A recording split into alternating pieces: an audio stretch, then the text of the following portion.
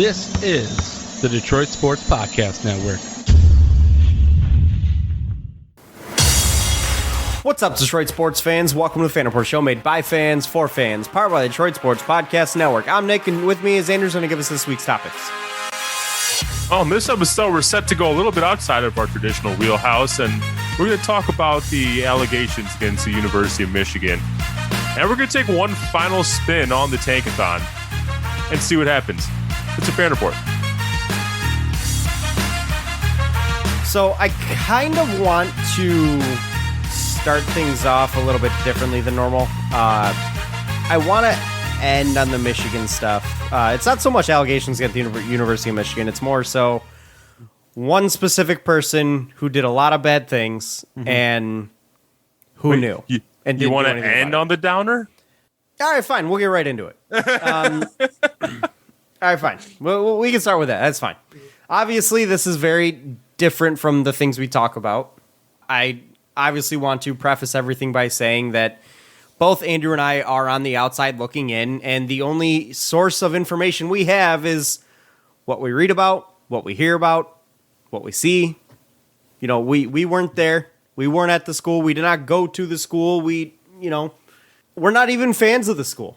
And if you want to say that we're just coming from the frame of mind of, oh, you're just a couple of Sparties, that's fine. You have your right to an opinion, and I respect that. Although I don't see how that changes the facts, but okay. It doesn't change the facts. Granted, a lot of things, how much is 100% stamp it, write it in stone fact?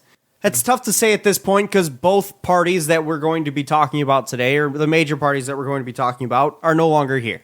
They have passed away and been long gone. But the University of Michigan is dealing with a serious black mark on their history. And it involves someone that they allowed to have be employed in their athletic department for multiple decades. I mean, I believe he was a part of the athletic department as their team physician until like 2003 or the early 2000s, something like that. A lot longer than it should have been. He was a guy who was removed from his position due to his conduct and then allowed to come back. Kind of sounds a little bit similar to Dr. Larry Nassar. There are some similarities that you can draw up there. And obviously we are talking about the Dr. Robert Anderson situation and the very poor conduct, and that's like the most understatement. That's like the biggest understatement you can clarify it with, like you can mention it with, by calling it poor conduct. He sexually assaulted patients, and by patients I mean students and athletes at the University of Michigan from all sports and all walks of life, basically. There's been said to have come out. It's been said that there's upwards of 850 victims of Dr. Robert Anderson. And there's obviously a lot of talk going on in Ann Arbor and in our state in particular, and even a little bit beyond our state. I've seen a little bit in the news on ESPN. Not much. Definitely not much. Not enough. Let me put it that way. Definitely not enough on who knew and did they do enough about it, or anything about it for that matter. And one of those guys that is a forefront name, and that I'm not really going to call it an investigation because I don't know if there is a total investigation just yet. Based on the sounds of it, the Michigan Attorney General says that she doesn't even want to do an investigation. Yeah, because that's what I was going to ask you. Is there any evidence that anyone who did know is still employed with the university? Oh, I'm sure there is. That I don't know for sure. I'm sure there is, though. There's assistant coaches out there that may still be involved with the school, or like what time period does this take place over? Do you know? Pretty much from like the 60s on until he was gone. Which was, I'm not too familiar with it. Early 2000s. Early 2000s. It probably didn't take place that far, but it could have. I don't know. Most of it took place between, I believe, the 60s and 80s, if I had to guess. Okay. And that's just going off of basing it off of what I've read. And I do want to kind of start by saying, anyways, back to what I was saying. And the Attorney General basically said that it's really not worth doing a total investigation because of really two factors. One, because all parties involved are deceased, at least the perpetrators. And 2, because of how stonewalled she was during the Michigan State investigation and the Larry Nassar situation, how the university just stonewalled her at every turn and hid behind legal jargon and lawyers. And she says it's just not worth it at this point because there isn't a criminal investigation involved here because you can't at this point. The guy's dead. Mm-hmm. And good riddance to him. Dr. Anderson is who I'm referring to there. But I still think that there should be an investigation. I still think that there needs to be a deep dive into what went on at the University of Michigan for these multiple decades. What happened to these, not necessarily we don't need to go into detail of what happened to these victims, but how was it allowed to continue for that long? And continuing to compare it to Michigan State, we saw that school continue to put its foot in its mouth and trip over itself and put bad statement after bad statement after bad statement out throughout almost the entire process until it was over, until they couldn't hide behind anything. And you're seeing it repeat. You're seeing it repeat with the University of Michigan. Bad statement after someone who is a representative of the university or the football program coming out and putting their foot in their mouth and saying really stupid shit, if you ask me, and just being incendiary. And by that, I'm referring to Jim Harbaugh's comments on the Bo I knew would have had it done before the sun went down. And that's paraphrasing, but it was very similar to that. Would have had it taken care of if he knew. And then you had the play-by-play guy for the Michigan football team and Jim Brandstatter come out and essentially victim shame. Not even essentially. He pretty much did victim shame the 3 parties that came out and spoke out saying Bo Schembechler knew. And I know Coach Bo Schembechler is an idol of Michigan. The athletic building is named after him, and they have a giant statue of him out front. He's an idol for the University of Michigan, so I know there's going to be people that come to his defense. But there are a lot of comparisons between what happened here and by what happened at the University of Michigan, along with what happened at Michigan State. Mm-hmm. And I'll even take it as far as, and there's a lot of comparisons to what happened at Penn State University as well. And when it comes to Bo Schembechler, it very much closely resembles to the situation with Joe Paterno over at Penn State. Did he know? If something happened when you were an athletic director and head football coach and something was happened to your players and it happened to 850 different people, how can you claim ignorance at that point? That's my belief.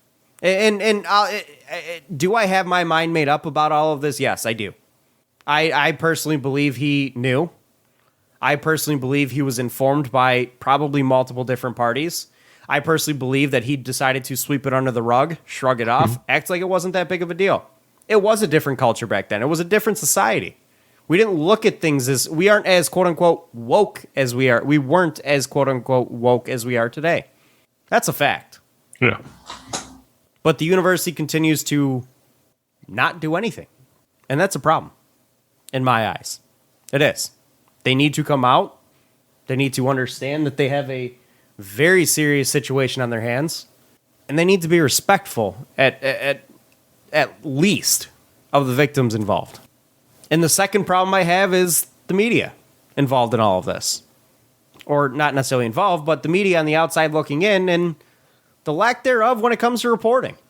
You have the local radio station and the ticket talking about it. But beyond that, I haven't so much as seen an article on Channel 4, outside of maybe one.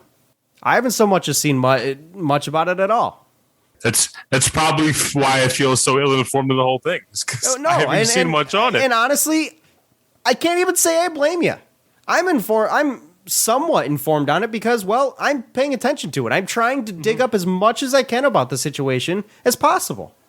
And it's not like think about it this way. When the Michigan State or Penn State scandals were going on, you saw it all over, not just local media. You saw it on ESPN, on Outside the Lines did a huge report. Granted, that was a stupid report on the part of, in terms of the Michigan State situation. It was not a good one. Let's just put it that way. It was major national news. Mm-hmm. And I know it's not quite the same, and you can yell at me for comparing the three of them, but there are a lot of similarities. And frankly, if you want to tell me and convince me that Bo Schembechler did not know about the ongoings with Dr. Robert Anderson and the victims there, about how he was sexually assaulting these college kids, these athletes. If you want to convince me that he didn't know, okay, I still think that's a problem. Well, He himself. Go ahead. I'm just reading up. I just pull up some random stuff right now, and some of the stuff I'm looking at seems pretty damning that he knew. So. Exactly. And I'll get into, and I'm sure you're reading about what Kwiatkowski and Giovanni Johnson had said, and his own son. Yep, I was going to say, I tried to report that his son came forward and told him. Well, I'll get into that in a minute, because I'll get into that in a minute. But Bo Schembechler in his own book said, if you don't know, then you're the wrong person for the job. Then you shouldn't be the one making decisions if you don't know. Came out of that man's mouth. And if you're going to try and claim that he didn't know this was going on, well, then he's still a problem.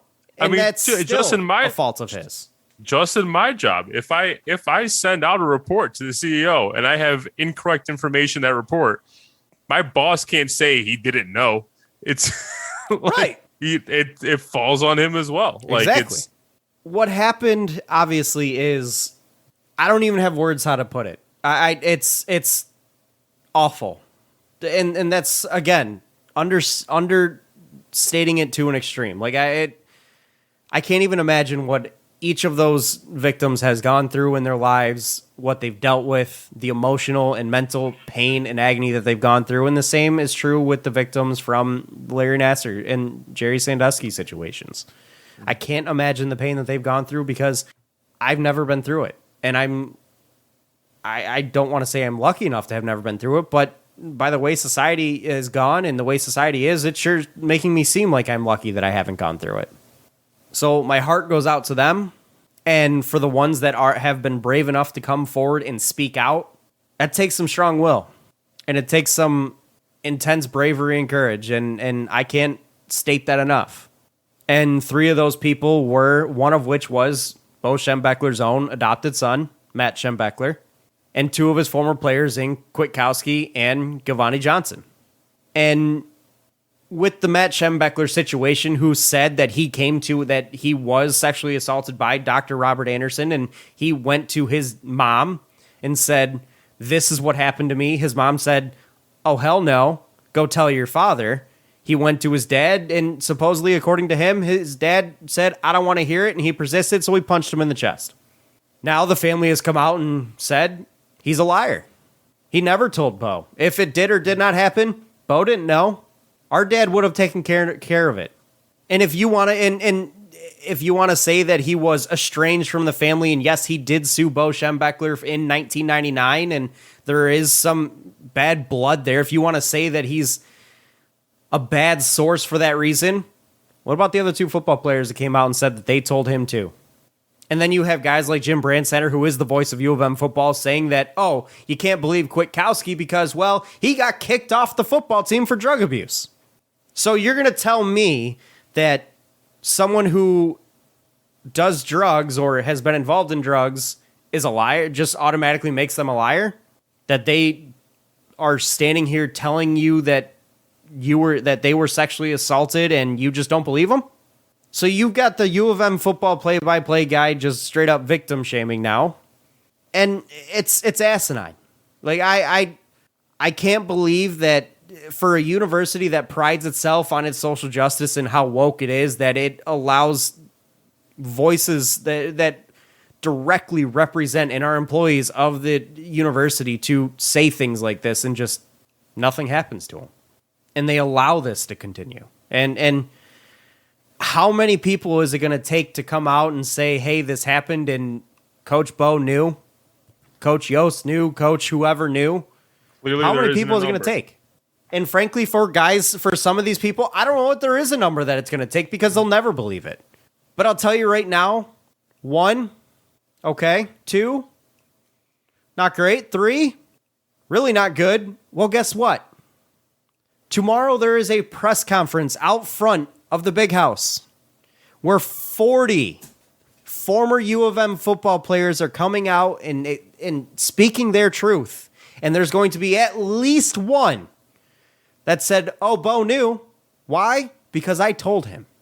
Are you going to call him a liar too?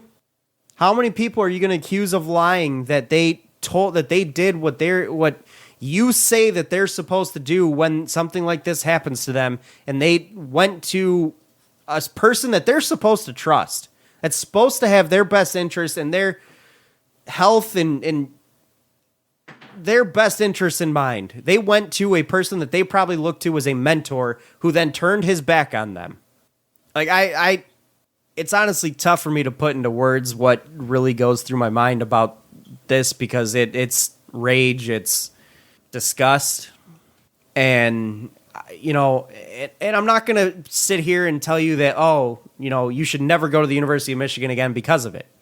You can't paint the university with one wide big brush here. It's, if you have an opportunity, if you're given an athletic or an academic scholarship, or you have an opportunity to get the wonderful opportunity to get accepted into that university, go. You'd be making a mistake not to. It's a great university, a great school. And the awful deeds of one person that the university decided that they didn't think enough of to make a difference about or stop, there's still really good professors at that school and really good groups and clubs and athletics to be involved in that have nothing to do with this. So I don't discourage anyone from attending that school, just like I wouldn't discourage anyone from attending Michigan State or Penn State. They're great schools, prestigious ones that a degree from there is something you should be proud of. But man, this is a serious black mark on the school. And don't act like I wasn't passionate about the Larry Nassar situation, because I was equally, if not more, passionate about it as well. Oh, yeah, we beat that topic to death in the live show. We talked about it for multiple weeks. Yeah. That Larry Nassar situation. And I was equally, if not more, enraged about it. It was hard not to be more enraged about it, because that was way more current than this is. Right, and the dude was alive. Yeah. Like, you had something standing, like, you could see physically that you had a reason to be mad at, like, an extreme reason to be enraged about. And what he did was absolutely awful. And again, what Dr. Robert Anderson did was absolutely awful. Do you think, though, that that's the reason this isn't getting nearly the proper amount of coverage, is because, like, there's really nothing that can be done unless there are still people within the school that were around at the time that knew about it? Like, everyone involved with this has since passed on. Like, I think it's a few different reasons why we're not hearing enough about it. I think that is part of it, that the parties involved, the major parties involved, are gone, no longer with us. That's one. Two, I think that there are people hiding behind lawyers because they saw what happened with Michigan State. They don't want no part of that, so they're hiding. Mm-hmm. Yeah. Three, I think the university's got a lot. The University of Michigan has a lot of pull with local media. I agree. And they do not want any part of that. So I think it's a multitude of reasons why you aren't hearing about this. But however, after tomorrow with the press conference with 40 players out front of the big house, how can you not at that point? How damning are those photos going to be when you have 40? That's a lot of people. I don't know if you ever put 40 people in one room. That's a lot of people. 40 people come out and stand and speak out against what happened. Well, the question is, what's the end game here? Like, what would people be looking for the University of Michigan to do? Just like take down the Schembechler statue, or like what? I don't know if sanctions are fair, because no one, at least as far as I know, no one at the university had anything to do with this. Well, I'm sure there's people at the university that still have something to do, that still were involved, or not necessarily are perpetrators, so to speak, obviously, but knew and didn't do anything about it. I mean, you got to find out. There has to be an investigation of some kind to find out who knew. And there's former athletes at the school that have come out and said, oh, there wasn't a coach at in the university that didn't know what was going on. To the point where, like, so that's the end game, is find out who knew. Right. That's the end game. There needs to be an investigation of who knew and who reported what. Like, did they go and report it sufficiently? Because Joe Paterno supposedly reported it and didn't, but that wasn't enough. But like, it got so rampant at that university that there's reports and stories of how assistant coaches or positional coaches would come out and say, "You better not screw up, or we're going to send you to Dr. Anderson." Like, it was a punishment to go see this team doctor. Because everybody knew what was going on, and nobody did a damn thing about it. And that's just sickening right there. That literally makes me upsets my stomach right there.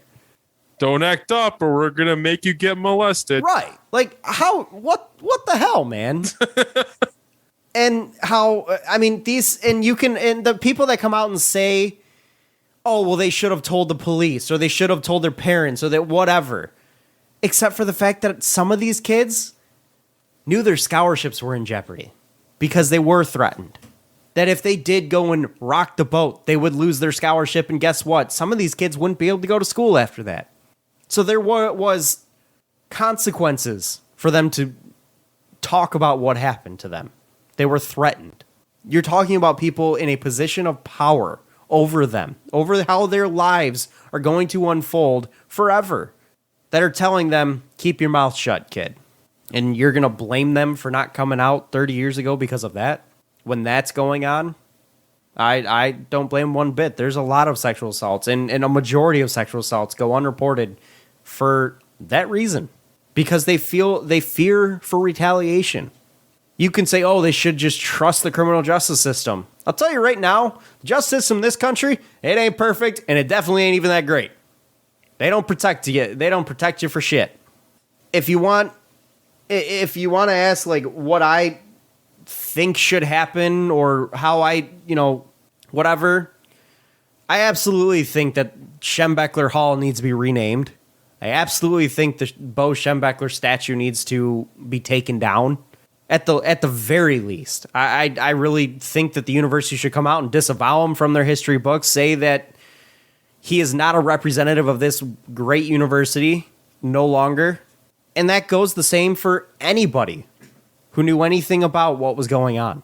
And the fact that it's very glaringly obvious that everybody that has a voice at that university is scared to come out and speak out. Their own AD hasn't said a word. And he played for Bo. So you know damn well he knows whether or not Bo knew. Hasn't said a word. He's been awful quiet, Ward Manuel. It's disappointing. And it's crushing. And I really hope that there's a resolution that comes out that allows these victims to have some semblance of peace in their life. I don't know what else we're going to find out about this, but I know the story's going to change daily. But I'll tell you right now, a lot of it probably ain't going to be any good. And it's going to upset a lot of people, and it's going to be a huge black mark on the University of Michigan and their history and their storied football program. Is Michigan as a state the first state to have two major schools hit by sexual assault allegations? I mean, I'm sure they're not. I would be shocked if they were. I mean, absolutely shocked if they were. There's Title IX cases all the time. I mean, something this big, probably. Like you don't hear about this type of stuff every day. Like someone who assaults 850 people doesn't usually get away with it for very long, especially at a big institution like that. And then you hear the reports of after Matt Schembechler came out and told his dad that his mom made Bo Schembechler get rid of Dr. Anderson, and then come to find out Bo got him reinstated. Now, this may or may not be true. That part, I don't know. That's coming from the mouth of his adopted son, Matt Schembechler, who I don't understand why that even has to be clarified, because there's no difference between an adopted son and a blood son. That's your child. Yeah. I truly hope that there's some resolution out of all this, and we find out who knew, and we find out how much they knew, and we find out what they did or did not do, and if they didn't do anything, they're culpable, and they need to be held responsible. And in someone like Bo Schembechler's position, if he didn't know, he still needs to be held responsible, because it's his job to know. It's his job to protect his athletes. And when you've got that many athletes that had something egregious happen to them and he didn't know, that's big enough black mark for me to disavow him too. And on that note, let's go ahead and move on. Yeah. This is why I didn't want to close it out, because it's so heavy of a somber topic. tone. There's no doubt about it. But it's also hard to segue out of it. You can't. There is no segue for something like that. You can't you can't. Speaking of things not known, I'm kidding. There's no segue, and just get right over on into it. So this will be our last podcast before we find out where the Pistons pick in the NBA draft. So what we were going to do tonight was one final roll of the Tankathon NBA Draft Lottery Simulator. Then after that, we were going to just give our thoughts on just a top 5 ranking of best player by fit instead of just best player available for the Pistons. Who are the best fits for the Pistons in this draft? Everyone agrees that if the Pistons landed one, they take Cade Cunningham. Right. But is he the best fit for the team? Not saying we would take someone over him. It's just hypothetical. But to start, let's run with the lottery simulator here. All right, let's pray. Let's do it. Pistons wind up with the first overall pick. Hey, again.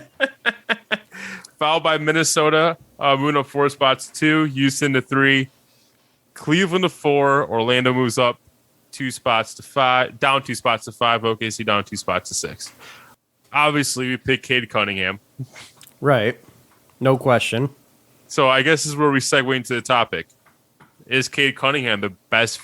Not saying that you would not take... You'd get fired if you didn't take Cade Cunningham here. But... You should be, yes. Is he the best fit for the Detroit Pistons? That's kind of tough to say. And if not, it's who? because he is so ball dominant that it's kind of tough to say for that reason, because you already have a point guard in Killian Hayes, and whether or not you want to continue to build around him, I mean, that's too early to say.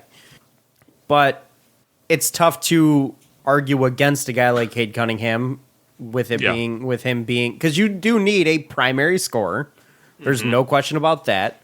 100%. And Cade Cunningham would be that guy. He'd be your star. So yeah, I mean, for what the team needs, he does fit. Because you need a ball-dominant primary scorer. Because Killian Hayes is not a ball-dominant primary scorer. He's a facilitator. So Cade Cunningham does fit, and hopefully you'd be able to make it work with Killian Hayes and Cade Cunningham both commanding the ball a little bit. So yeah, I think Cade Cunningham absolutely fits. But is he the best fit? That's what I was asking. I mean, the best fit's kind of tough to say, because you can make that argument for sure. I mean, the Pistons obviously need a young big man or a young tall wing. They have Isaiah Stewart, but they've shown a willingness to move him to the 4 and have him stretch outside a bit, which would bring in Evan Mobley to give them a very solid front court. They've also shown a willingness to move Killian to the 2, but I think Mobley Stewart at the 4 works a lot better than Killian the 2 does. I'll just put that out there. I absolutely agree. I 100% agree. I think Killian at the 2 is a very limited success possibility there. And you want to continue on to other fits. Guys like Jonathan Kuminga really does kind of fit into what the Pistons need. He's a wing. They need another wing. He's got great length. You can never have too much of that. Kuminga's a guy that, in my opinion, you can plug in 2 to 4. You can play him at any of those 3 positions. And that's something that the Pistons could absolutely need. Like they need a guy like that. And Bay's another one who can move positions a little bit with his size and length and his ability. And having 2 of those guys would be pretty damn good. To clarify, Kuminga playing 2 would assume that he hits his potential offensively, which he's not there yet. Right now, I wouldn't put Kuminga at the 2 if you paid me. But right. And in my opinion, I do have one other guy that I'd say is probably the best fit, though. Yeah, I do have have probably one a guy you're going to mention. And I do think he's the best fit because it's a position to need 1. 2, he can play off ball quite a bit better than anybody else we've mentioned. But I'll let you take it away because I feel like we have the same guy here. This is actually part of the motivation for doing this topic was I do think, even though I would take Cade Cunningham number 1 overall if we had number 1 pick, I do think the best fit for the Pistons in this draft is Jalen Green. Yes, and 100% agree. A lot of that is because from watching the Pistons last season, they needed a go-to scorer, and by that, not someone who can just get open at 3-point line, kick it out to you, and he knocks on three. No, someone who can create his own shot, can explode to the basket, just someone who can control the basketball and basically score. I don't want to say score at will because that's hard to come by, but basically be dangerous with the basketball, scoring wise, from any place on the court, and that is Jalen Green. And the reason I also say he's the best fit is because I actually think he'll help the development of Killian Hayes as well instead of hinder it. If we take a guy like Cade Cunningham, although Cade can play the two, I'd actually rather keep the ball in Cade's hand and play him at the one, because part of his biggest strengths is being able to control the tempo of the game and see the floor. And he has a lot of these floor general tendencies, which is why he gets a lot of these Luka Doncic comparisons. He's a guy who, when the ball in his hands, he makes plays happen. And, and you don't. He doesn't have that level. He doesn't, when the ball's not in his hands, he doesn't have the ability to do that as much because so when you play someone like that off ball, you take away a key aspect of their game, and they're really not going to be as they're really not going to reach the full potential that they would otherwise. And so I would rather have Cade with the ball, but then that brings the question to Killian, and I think you're going to hinder his growth if you play him at the two. I think best case scenario is you bring Killian off the bench as your backup point guard. Like Killian at the two, I can see a path where that's successful, but it just doesn't fit his skill set for what we see it as right now. His strongest skill set is being a floor general and getting his teammates open looks. Facilitating the plays and facilitating the ball, being that pass first point guard. It's not being the shoot off the wing type guy. He's not a shooter. He needs to get the shot to fall first. Right, exactly. Like he's not a shooter right now. So that's a big problem. So yeah, I'll reiterate, if we have one, I'm taking Cade, no question. But what I would do at that point is I would probably bring Killian off the bench as your backup point guard.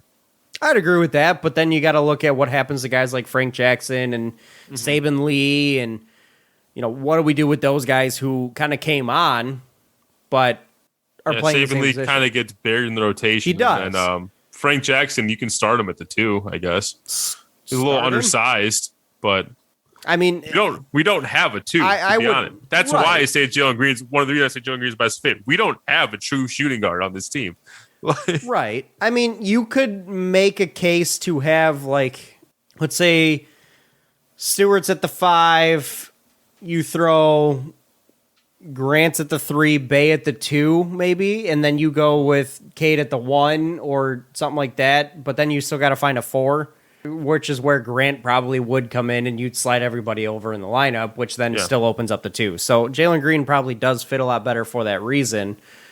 But I still think that if you move Killian to the bench, you kind of don't have your spark plug scorer off the bench at that point, because Killian's not really that guy. And I'd want Frank Jackson to be that guy. And if you wanted to play Killian with Frank Jackson being the scoring plug off the bench, well, that may work. But not a lot of size in that backcourt, but it may be okay.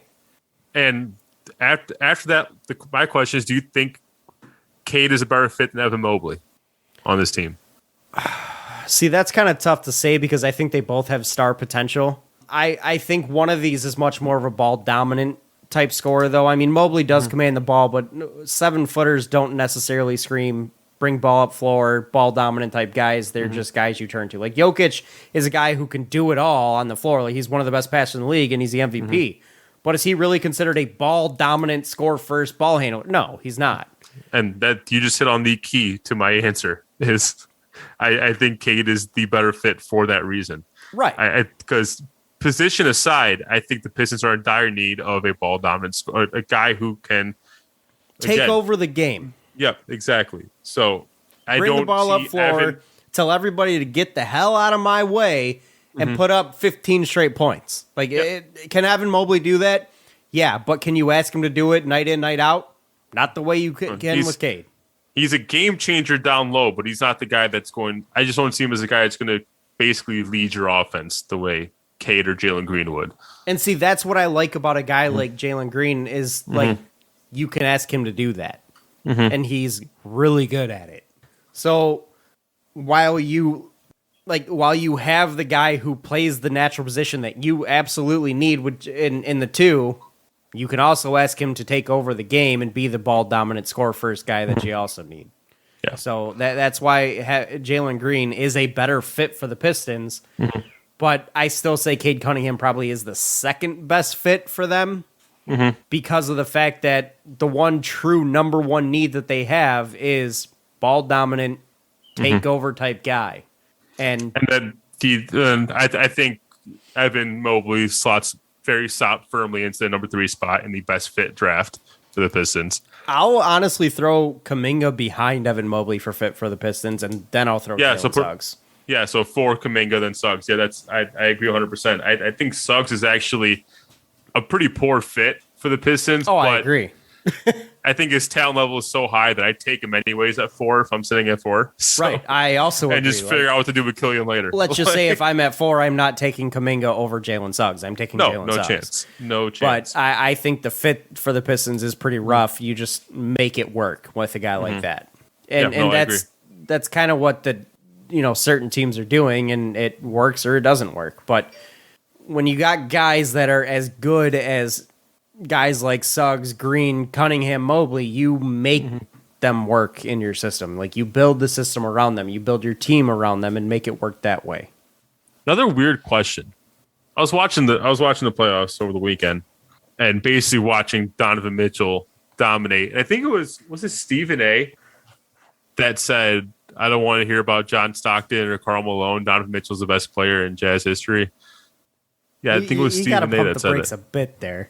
I mean, let's be real. Stephen A's a hot take artist, and one of the greatest at it. He's been taken over. He's been on fire. Which I'm getting a sense that he has a tendency to do this in the playoffs. He did it last year too. But then Detroit Bad Boys actually brought this question up, and something I've been ruminating on. It's based on that. Is if we had drafted Donovan Mitchell, would he be as good as he is now? Yes, because I think the talent's real. And it's not like the Jazz were this amazing team before he got there. Like, he is a big reason why the Jazz are as good as they are. Mm-hmm. And that's just a fact. Like, the Jazz were picking towards the top of the draft to get him. But that Stan Van Gundy team was piss poor in terms of player development. They were, yes. But again, it's not like the guys that he did drafted are going out and dominating playoff games. So the talent recognition wasn't there. It wasn't just a development problem. It was a talent recognition problem. Stanley Johnson, he's on a team. He's on the Raptors. He doesn't play much of a role. Luke Kennard is on the Clippers. He's actually, Luke Kennard, I'd argue, is actually pretty damn good right now. Like, he's had some games that made you go, oh, all right, look what he did. Like, he's had a few of those. Speaking of former Pistons, I haven't fact-checked this, but I had read that the Lakers are only interested in bringing Andre Drummond back if it's on a vet min. You're still overpaying him. Like, the dude straight up had a DNP CD in the playoffs, in a pivotal game in the playoffs. That tells you how much of a bum he is in LA. Like, he is so bad in a Lakers uniform that he not only is useless himself offensively, he makes Anthony freaking Davis useless offensively. Because all he does is clog the damn lane. And Anthony Davis can't do work. How bad do you have to be to make one of the best players in the game useless? You got to be a black hole. Exactly. It's amazing to me. So, how good is that Stefanski's trade on a Drummond for, what was it, like 2 seconds or something? I don't even care. We won the trade. At this point, we won. But it was Brandon Knight, John Henson, and 2023 second. That's what it was. Okay. Going back to looking like now. I'll tell you right now, Drummond's not worth more than a 2023 second. I mean, I'm still upset that we didn't move him. Like, I am too. When you probably could have gotten 1 or 2 first round picks for him. Yeah, I am too. But I want to bring up something about Donovan Mitchell, because you brought up Donovan Mitchell, and I saw something the other night that honestly made me really curious. Outside of your obvious ones, like Luka Doncic, really he's the only one. Is there another player in the league that is young, I'm talking real young, that you'd rather build around than Donovan Mitchell? Like, who would be a better player to build around? Is there an age threshold? Well, how old's Donovan Mitchell? 26? 24. 24? 24 is your age threshold. I'd rather build around than Donovan Mitchell. Not named Luka. Not named Luka? Yeah, because Luka is the one guy that I would argue. The first name, there is one other guy. First thing that comes to mind for me is Jason Tatum. Yes, I think you have the top two guys you'd build. Like, your top three guys in the league that you would build around right now that are young are Jason Tatum, Luka Doncic, and Donovan Mitchell in my mind. Those top three, and I don't know if there's a young guy in the league that even compares. Would you consider Trae Young? No. He is not the same type of guy as Donovan Mitchell. Trae Young's a black hole defensively, first off.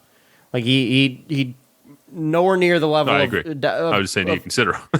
No, I think he probably so. would be your number 4 guy, but I also think that there are holes in Trae Young's game that, while the dude in some nights can be otherworldly, he does have mistakes and problems in his game that makes you end up losing games. And if he has an off night, good luck winning.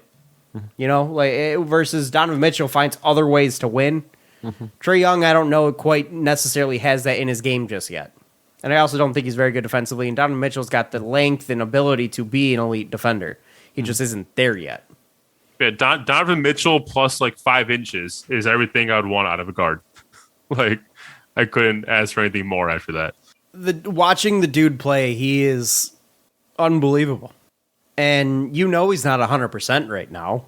And to still see what he's doing is how? It's honestly amazing. And I can't believe we passed on him. It's extremely disappointing. And to think that we passed on both he and Devin Booker, damn it. Do you think if he wasn't doing as well as he's doing right now, how would that affect Davion Mitchell's draft stock? Because I think a lot of what... I do think a lot of people compare him to Donovan Mitchell because of the name. Not just the name, the play style, his size, his play style, the jersey numbers even the same. Right. It's all the same. Right. So I always wonder, are the similarities so close to Donovan Mitchell that his draft stock is almost tied to how Donovan Mitchell has been playing in the NBA? I think that there's a lot of merit to that. I'm not going to lie to you. As weird as it sounds, I think there's merit to it because they are so similar in so many ways down to the name that people see Davion Mitchell and go, oh my God, Donovan Mitchell? I keep saying Devin. I don't know why, because of Devin Booker. But Donovan Mitchell, oh my God. Damn, he's kind of old. I didn't realize Davion Mitchell is 22. Yeah, he's 22. That's old for a rookie. But yeah, he went to his senior year, didn't he? Well, he had to have. Hell, that's almost super senior. No, he got held back 4 times in college, in high school. No, I honestly would I would rather build around guys like Tatum, Mitchell, and Luka over anybody else in this league right now. And if I had to pick, they are the S tier of young talent in my mind. A tier would be guys like Trae Young, Devin Booker, etc. So young talent, I'm assuming you're talking 25 and under. That's what I'm assuming. Yeah, I'd even argue 24 and under. Okay. Yeah, I can't disagree with you. And not Mitchell. Booker's normally a guy that I would say I don't like to build around, but he's such a dominant scorer that I can't ignore it. The way that he's been playing in this year, if you would have asked me this question last year, I wouldn't even put Booker in my top 10. Or maybe definitely not my top 5. But after watching him play this year and how he's progressed in terms of a complete game, facilitating, just being around the basketball on both sides of the ball, and the way that I've seen him be able to take over a game this year, it's a completely different player in my mind, and that's why I would be far more willing to build around him now. That's the key. It's his ability to take over a game, and because I think we've seen him in a lot more big games this year because those Suns are relevant, and we've seen that ability where, last year, I'm pretty sure I think he actually took some slight steps down statistically this year from last year. That's because he developed, he pushed into other facets of his game. Plus, you also added Chris Paul to the lineup. But what I'm saying is I agree with you because this is the first year we finally get to see him in big moments, and watching him take over, that's a big part of what has sold me in terms of I'll build around him, and it's just a guy I want on my team.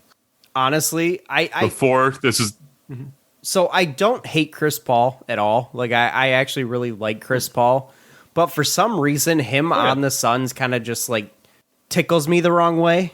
Like I like watching him play for the Suns, but like I feel like I don't like the Suns as much because of him being there.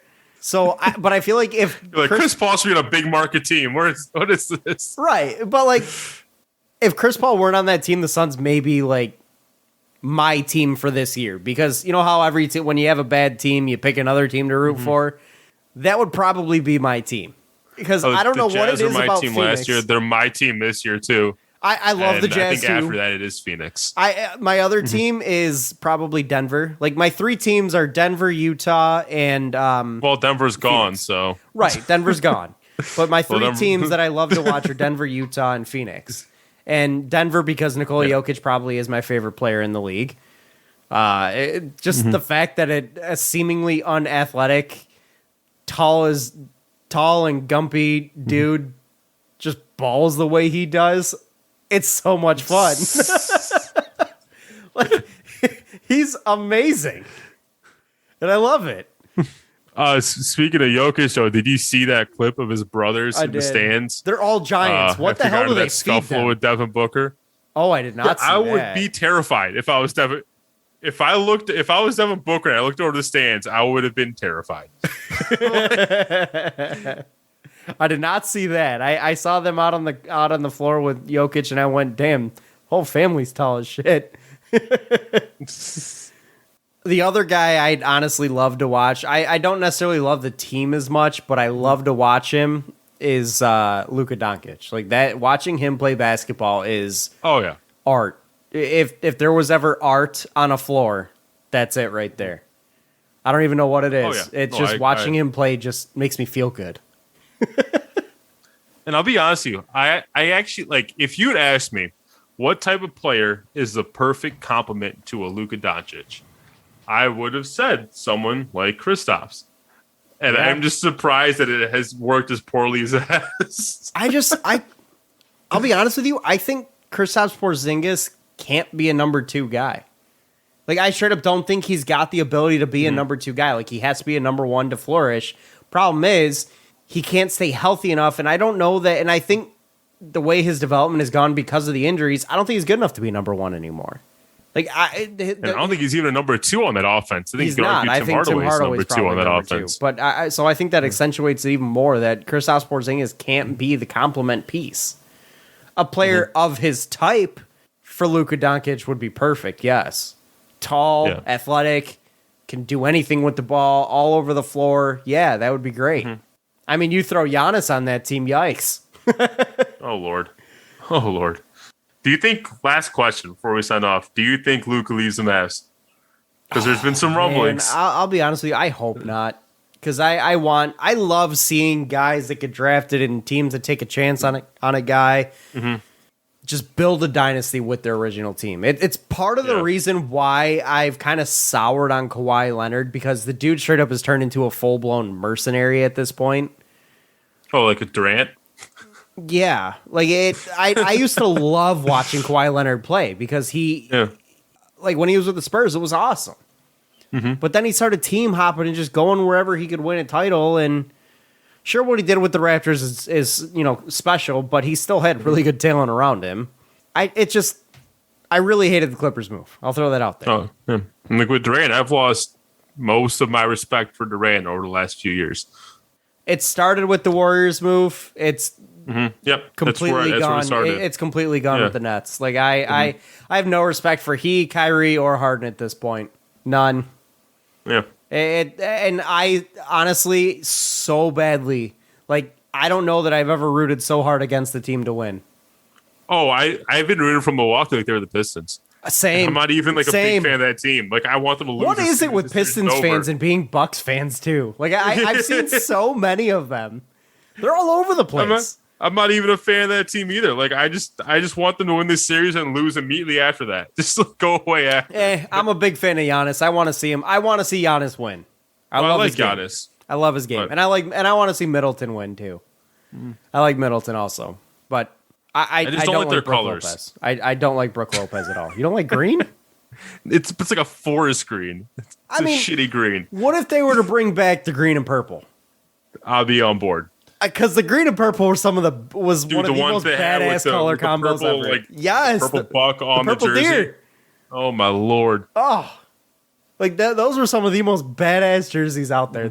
I'll go with. Yeah, that, and I love the cartoon Raptor too. Those were the worst jersey was when they had the forest green with the red outline on the lettering. I'm like, what the hell is this? Yeah, those weren't very good. It was like the early Brand Jennings years. Yeah. No, I'd like to see. I'll be honest with you. Coming from the East, the team I do want to see win is probably the Bucks, because I want to see the Nets go down. I'm not the biggest fan of the Sixers. I'll be honest with you. Like it just. I'm right there with you. And I mean the Hawks. I really like John Collins, but. I don't know. I don't think the Hawks would be a serious contender in the finals. So the team I really do think can compete and is not one of Philly or Brooklyn is Milwaukee. I think I'll agree with you. Like ideally, if I thought the Hawks could actually be contenders in the finals, I would want the Hawks. But because of that, I would want a good finals matchup. So I would want Milwaukee to come out of the East, because I definitely don't want Brooklyn. Right. And but yeah, either Utah or Phoenix out of the West, I'm happy. My dream conference finals would be Utah, Phoenix, and Atlanta, Milwaukee. Those are my dream conference finals. That's what I want. If Utah and Phoenix go head-to-head, that might be the first series I watch every game of this year. That'd be such a damn good series. Mm-hmm. And frankly, to have like teams that aren't normally in it and haven't been in it in a long-ass time, it would be so great. Yeah, because normally, like, it'd be refreshing. It might change now that I'm done with school, but before it was always like, if I have time, maybe I'll turn a game on. But for the most part, if it's a close game, then I'll turn it on. And I try to watch when I can. Don't get me wrong, and I watch more than you do probably, but I want to see something different in the NBA Finals this year, and I know we already are. Don't get me wrong, because we're no Steph, no LeBron. That's already different, right? I just want to see it go to an extreme. I want to see a team that we haven't seen in the NBA Finals, or a player we haven't seen in the NBA Finals in a long, long time. So you want like an Atlanta versus Phoenix? I mean, a Milwaukee versus Phoenix works. Milwaukee versus Utah works. We haven't seen any of those Bucks players in the finals. No, we haven't seen Nets in the finals in a while. I don't want to see them though. But we've seen guys like Durant in the finals and Kyrie in the finals. Like that's why I don't want Philly or Brooklyn. Granted, Philly, I don't know. I just don't like the team. And Brooklyn, I just don't want to see those guys in the finals again. Yeah. So. No, I agree. Anyways, though, that is going to close it out for this week, guys. Thank you for listening. Give us your thoughts and everything. You know, if you want to yell at me about what I think on the whole University of Michigan situation, feel free. I can take it. I'm a man. I can take it. And give this episode a like if you think Utah's jerseys are the best jerseys left in the playoffs. I'm going to agree with that. I think I'm going to agree with that. Those orange unis? Yeah, I think I'm going to agree with that. I do like the Suns unis, though. I'm not going to lie. But continue. For once, I honestly want the Western Conference to dominate. I think this is honestly one of the first times I've said that. I really want the West to dominate. Yeah. Anyways, we'll catch you guys not next week, but the week after, I believe, because Andrew's going to be out of town next week. So I don't believe we're putting out an episode. But following week, we will be back. Thank you guys for listening. But don't worry. If you're curious about our reaction to the lottery, you'll probably hear about it on Twitter. Yeah, you will. Follow us on Twitter at RealFanReport. We'll catch you guys next week. Thank you to Detroit Sports Podcast, and thank you guys as well. Andrew, thank you for joining me. We'll catch you guys later. Enjoy the rest of your week. Have a good one. Peace out. Peace.